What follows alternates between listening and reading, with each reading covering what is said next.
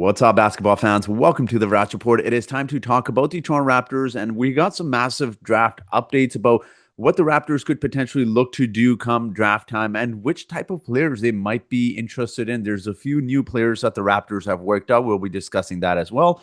I won't be focusing moving forward. I won't be focusing too much on the trade rumors. I'm going to leave that for the end of the video. I've been trying to come up with a lot of draft content, but we just keep getting so much news regarding trade rumors as well. So we'll be leaving that towards the end of the video unless we get some massive new update that we haven't heard before. So again, for today's video, I'm going to be focusing more on the draft content. We will touch upon some of the trade rumors as well towards the end. So if you're ready to watch this video, make sure to hit the subscribe button. And with that being said, let's get into today's video. Now, as you guys know, I do like to give out shout outs on my channel, and the shout out for today's video goes out to Block Boy. Thank you so much for supporting this channel. To your likes and comments, it is very much appreciated. Now, shout out to Omar Osman on Twitter. Follow him if you haven't already. He's very quick with the Toronto Raptors updates regarding anything. He was reporting that Jake Fisher said Toronto's number 9th pick is the most likely top 10 pick to be traded. Anticipation that the Raptors will part with it has also been fueled by Malwatch being drafted before the Raptors get a chance. Word is that the Raptors are evaluating fives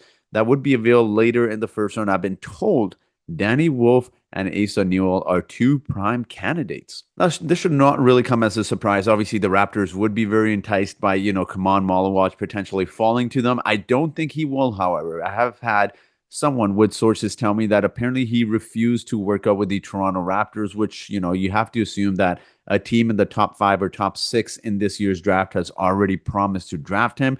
And again, for Kaman, you realistically want to go in that draft range as well. Top 6, top 7, I could see certainly a handful of teams there wanting to draft Kaman. And just given where the NBA is trending, as you're seeing right now, guys, it is so hard to find centers, even, regarding what the Suns want in a KD trade as well as a center. And it should not really surprise anyone if Kaman goes, 4th, 5th, 6th, 7th, even around there. He's definitely going to be gone by the time the Toronto Raptors come around, as who they want at the 9th position. But it also should not really surprise a lot of people that they are interested in someone like Danny Wolf and Asa Newell in particular. They really lack the depth at the center position, and Jakob Poeltl is due for a big raise. I shouldn't say a big raise, but a little bit of a raise next offseason. And given the Raptors' salary cap situation where they're just so close to the luxury tax, guys, and it doesn't make a lot of sense, for a team like the Raptors to pay someone like Jakob, $30 million or even $28 million. He's probably going to get in the range of $25, $28 million. So maybe the Raptors don't want to commit to that, which is why the Raptors want to draft a center, but also take into consideration when you are going into a negotiation with a center and you have no backup plan in case of the Raptors, if they were to have no backup bigs, then it becomes a little bit challenging because it gives the player the upper hand in negotiations. So I understand why the Raptors want to do that. I've also heard from another source that the Raptors could look to trade back with the Brooklyn Nets. So forget the Atlanta Hawks, forget the OKC Thunder. Apparently there's been some chatter from what I've been told by this person that the Nets and the Raptors could talk, in terms of the Raptors moving back 10 spots. The Raptors would take obviously the 26th pick, I believe the Nets have as well, or 27th, and they would receive a player from the Brooklyn Nets and maybe potentially give up Ochai. Again, don't hold me to this. Someone with sources has told me this as well. So it makes sense why the Raptors could be interested in, guys like Danny Wolf and Asa. With the 9th pick, it might be a little bit too rich. But in terms of Danny Wolf, I quickly want to touch upon him as well. I did tweet out several months ago, or about a month ago, when I watched some of his tape. I said he's going to be a really good player in the NBA.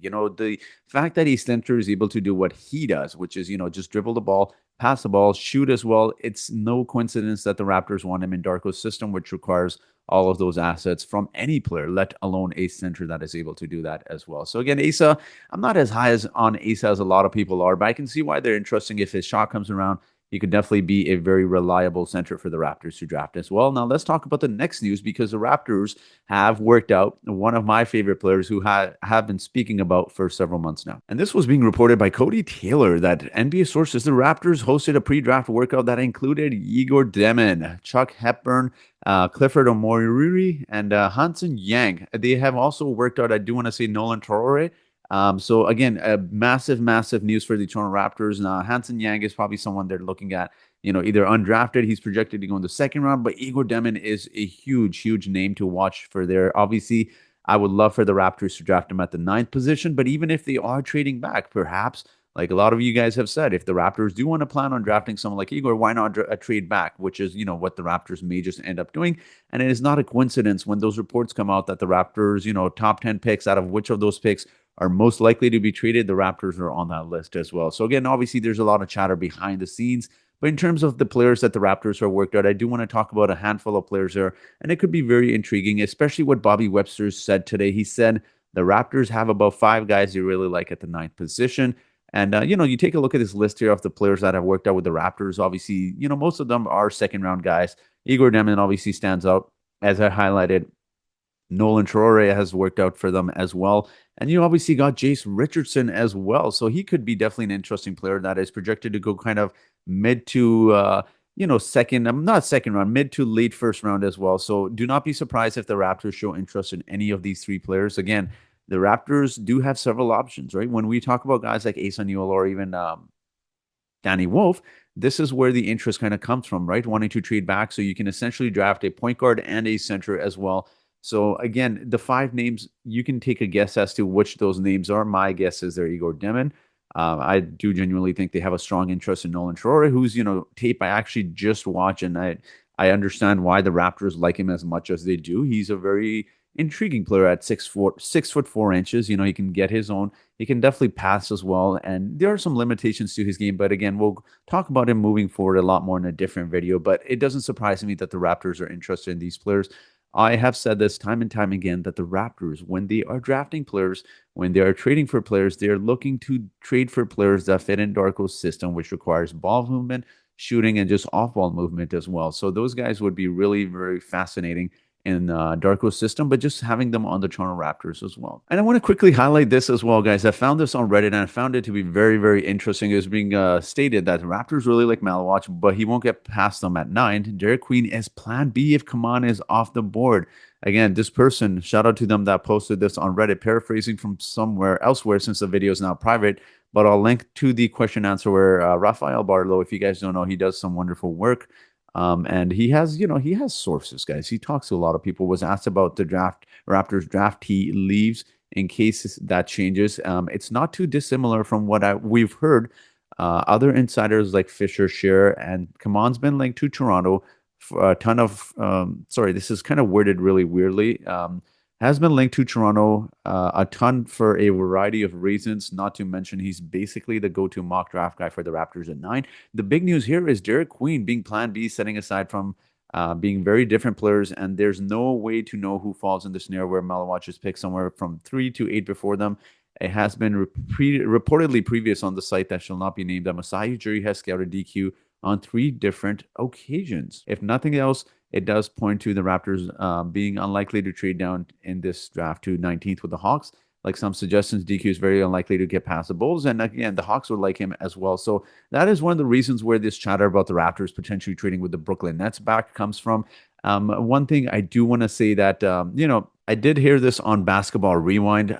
It was one of the no ceilings guy that was on there talking to Hopeful and all those guys there that apparently the Raptors have worked out Derek Queen and Colin Murray Boyles as well. Both of those guys have had really, really good workouts for the Toronto Raptors. So again, keep that information as you will, which is very fascinating because there's so many different names and so many different routes almost the Toronto Raptors can go in when talking about draft players and who they could potentially take, right? So it'll be interesting to see. I think honestly, I believe the Raptors will kind of hold on to see if and when Malawach gets drafted before their pick, and that's when they probably start talking about, trading back. I don't think the Raptors will risk trading back, just before draft night. I think it'll happen on draft night if we do see it. But very interesting news to talk about regarding draft candidates for the Toronto Raptors. Now, finally, let's end our video talking about some of the trade rumors that we hear time and time again with the Toronto Raptors. Now, this trade rumor was coming via Evan Sidri. The Raptors are the most aggressive team right now in the Kevin Durant sweepstakes as a true wildcard contender. Toronto recently proposed a 3-team framework with Emmanuel Quickley and number 9 pick going to the Suns,